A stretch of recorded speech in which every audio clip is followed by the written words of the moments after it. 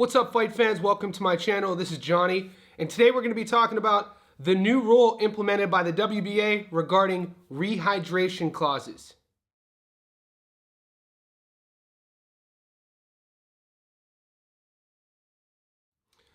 For anybody out there who might be confused on what rehydration means, basically in boxing, whatever weight class the fighters choose to fight at, in this case, we'll talk about 135 pounds. The WBA lightweight title is on the line come June 15th between Tank and Frank. That weight class, they have to weigh in at that specific weight in order for it to be a sanctioned title fight. In some commissions, they don't track how much weight you can put on after the fight. With boxing, there are dangers in weight cutting. I am not a weight cutting advocate.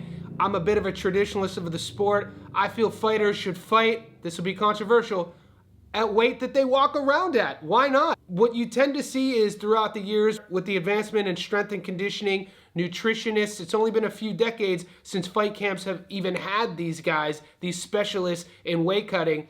You've seen fighters who become experts in making that weight and rehydrating, whether they're using IVs, and a lot of commissions are illegal. At one time, IVs were legal, basically injecting the fluid back into your body to replenish the water weight that you had lost during the cut. We've seen this become a science all within the sport. A guy who makes 135 but walks around at 170, and then come fight night, they're fighting at somewhere between 20 and 30 pounds over the weight that they had made. Now, the reason why this is an issue is because not only the dehydration, what that wreaks havoc on the body, but also the brain. You're losing the fluid in the brain. And studies that talk about CTE, concussions, a lot of traumatic brain injuries that occur in combat sports to the brain obviously happen from the blows, but also because they're more susceptible due to that fluid being removed during the weight cut. The side of the sport who preaches no weight cut usually talks about concussions and brain injuries first to help strengthen their argument. Where I stand on the case, I agree with that side. I don't like the weight cutting. I don't like starving the body just to make weight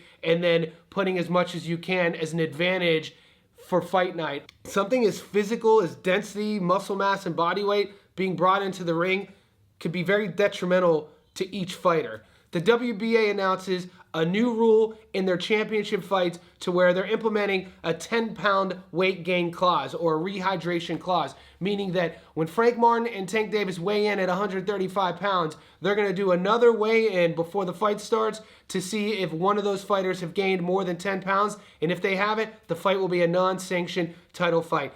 Which is going to be interesting. Historically, Frank Martin is a guy who has been known to put on a lot more weight, like a lot of fighters of their generation. You hear guys like Devin Haney who would cut down to 35 and cut down to 40, and by fight night he's walking around at 65, some even say around 70. Look at Errol Spence Jr. against Terrence Bud Crawford. Granted, he looked gaunt and drawn out. He makes 147. Come fight night, he's fighting in the upper 70s, low 80s, which is wild. We know the IBF instituted this same law a few years ago. The WBA has recently followed. They did talk about grandfathering their champions into this sort of clause to where whatever current belt holders who have the belts within the WBA, they're still allowed to rehydrate. This is all new. This has only happened in the last 24 hours. This is a developing story.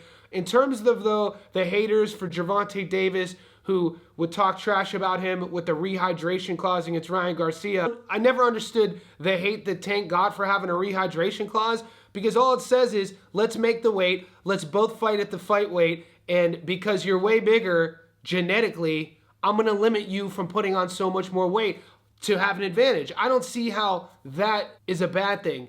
I understand why Ryan Garcia fans would hate on that, because we saw how the fight ended. He got knocked out, and his fans would say, well, at least he made weight. He should have been able to put on as much weight as he can. He made weight on weigh-in day. Who cares how much weight he puts on? But that who cares is a very big problem in the sport. Weight cutting is a big problem in the sport. Concussions, we hear about it all the time. Another fighter just passed away a few weeks ago, and I think a lot of the trauma, a lot of the wear and tear on the body doesn't necessarily come from the fight itself. It comes from that fight camp, it comes from the weight cut, and then it comes from the damage taken from that weight cut. In a perfect world, there would be no weight cutting. You would fight at your walk-around weight, but I'm not a guy in charge. All we know going into June 15th, there will be a rehydration clause, and it wasn't introduced from Tank. It was introduced by the WBA.